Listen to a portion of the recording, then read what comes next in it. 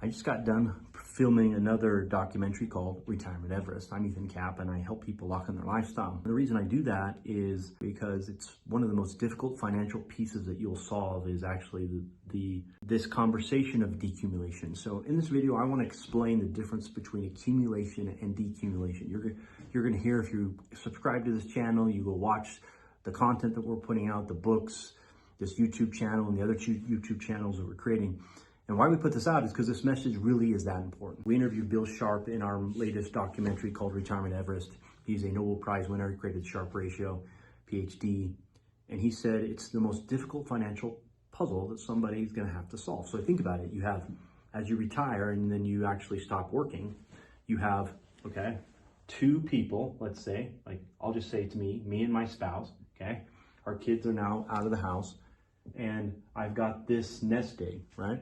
I'm not getting income that's coming into this nest egg. I have retired and that no longer is. Now this asset has to pay me out for the rest of my life. But what if I live till I'm 99? And what if my wife lives to 105?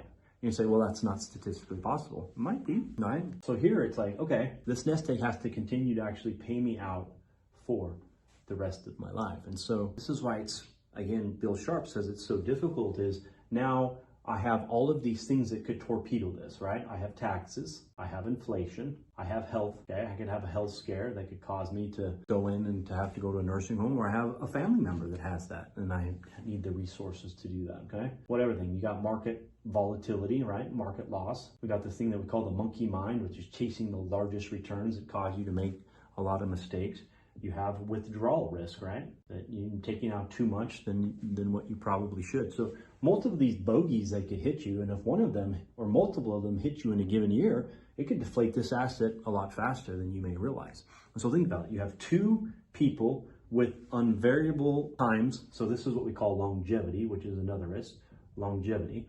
That we don't know how long they're going to live, with multiple different things that could hit this portfolio. And since we're not putting money into it anymore, it could potentially deflate a lot faster than we planned it to. And so that's what I want to have you understand, decumulation versus accumulation, okay? So when we went to Everest, the reason why we went to Everest is because we heard this stat that most people die, okay? This obviously isn't a picture. Well, it's kind of like Everest, you know, we were there, you got here and then you go up to the top here, right? So, you know, this is 29,000-ish feet, okay? And we actually went over there. We went to Everest Base Camp, which is down here. And we actually flew up around there in helicopter footage. It's awesome. You should go see it. It's beautiful. Anyway, we found that most people don't die coming up the mountain. They actually die coming down the mountain, okay? And so you're going to say, well, that's not real. Go type it into Google. You'll find that it's absolutely true, okay? And so why is that? You would think that the most difficult part was actually coming up the mountain. And that's not true, okay? And the reason for that is as they get to the top and you're coming back down the mountain, okay, you have things that happen to you. Like I just showed you in that earlier thing, which is one, you're tired. You have less oxygen, okay? You can make mistakes because you're trying to rush and just get home because you thought, hey, I've made it to the top. I can get to the home. You have weather, okay? You have to hit the top of Everest, I think it's like by 1 or 2, like in if you go after that. And so there's some movies that show that, I think it was Rob Hall when he took a friend to the top here, but they pushed late. And so when they came back down, they had weather and some other things hit them and they ended up dying, right? And so they made some key mistakes were made throughout all of that. If you read the books and look at the movie that happened there.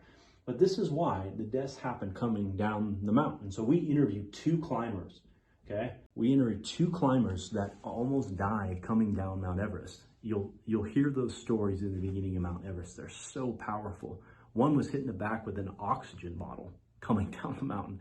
The other one almost snapped his leg in the ice falls, right? You got the ice falls that, you know, kind of like are right down in here, okay? I know it's a bad picture, but this is the most difficult part of Everest, which is the ice falls. You know, you got base camp here and then you get base camp 1, 2, 3, 4, and then you go to the top, right? But right here, you know, this Stacy, he got caught in the ice falls. And so go watch the footage, man. We fly up over here and we check it out. It's just extremely beautiful. So what does that all mean to your financial picture? Well, very similar. Let's say this is Retirement Mountain. So coming up the mountain, we have accumulation, okay? What does accumulation mean? It means we're growing, we're accumulating the assets, okay? We're also adding, okay? We're working, in most cases, we're saving, we're adding to this. It's like a balloon. I'm blowing into it. I'm growing it. Yeah, it may compress a little bit with the market downturn or whatever, but over time, it should grow, okay? And so we get to the top here, and I'm tired. I've worked, whatever age that is, and you're like, I'm ready. I'm ready to come back down, right? We're like, okay, I've done all the hard work. Well, Bill Sharpe, again, great individual, super smart, said this is the most difficult financial puzzle to solve, okay? So coming down the mountain now, okay, just like on Mount Everest, we have this thing that's called the retirement danger zone, okay? And it's really the 5 years before and after retirement. You probably say it was even the 10 years before and after retirement. And there's certain things that if they happen during that time can be catastrophic. Now, it also, as you're coming down the mountain later here, could a health scare hurt you? Yeah, it could. But I think mathematically you'll find, just like on Everest, if you have multiple mistakes up here, okay, it's going to compound worse down here. So it may be less of a worry down here if it happens, okay, because you've made it almost to the end, right? Versus up here, let's say you have inflation that hits, okay? Let's say we have volatility in the market and we have a downturn.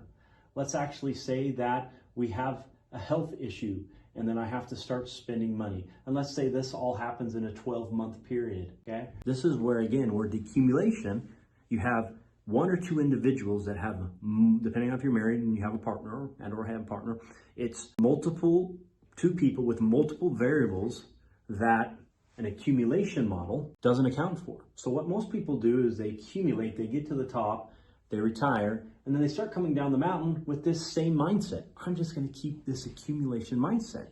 And what happens there is if you get hit with 1, 2, or 3 of what we call these decumulation risks. Okay, so let's define now decumulation. So this side is what we call decumulation. Okay, it's spending down of the assets. It's not accumulating. And we want to be able to decumulate the assets in the most scientifically optimized way possible. And mathematically, we've read all the reports.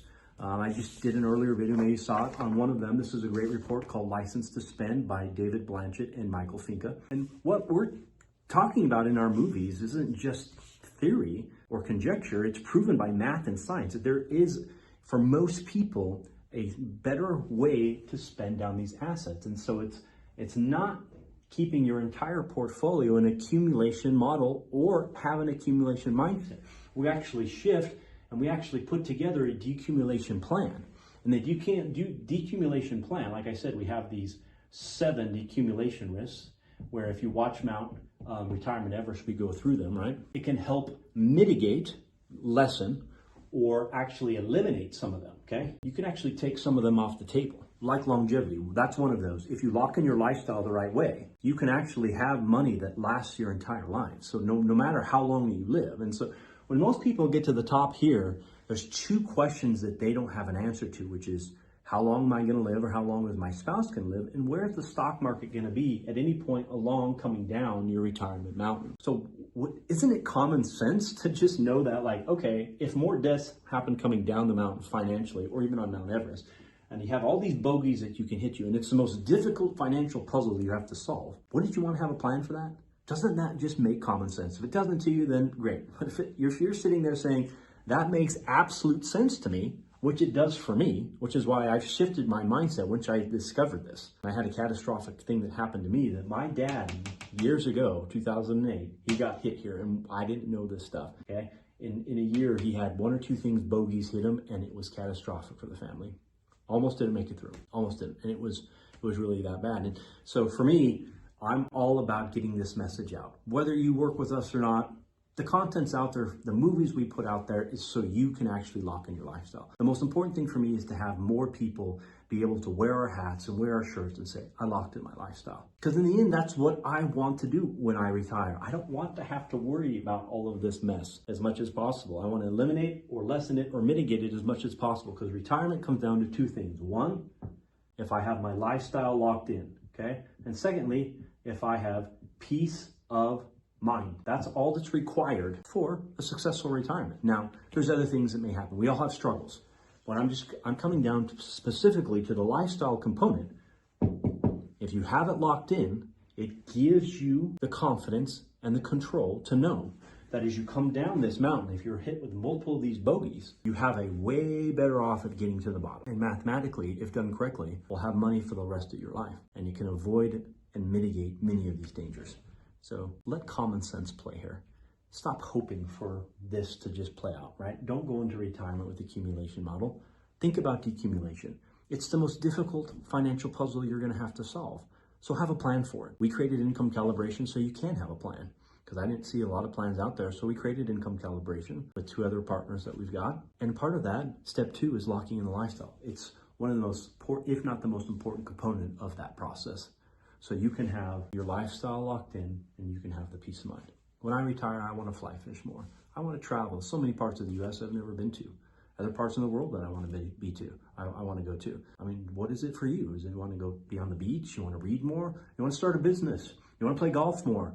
Whatever it is that you want to do, why sit around and worry about this and go do that? That's what lifestyle and retirement's about. So lock it in. Lock it in. Wear the hat that we have. Put on the shirt that says I've locked in the lifestyle, and do it for yourself. Because man, the regret of having to deal, if you watch this video and not make the changes and this happens, like I saw it happen to my father. I'm not gonna allow that to happen to me, and I'm hoping that more people can implement stuff so it doesn't happen to them as well. So go lock in your lifestyle.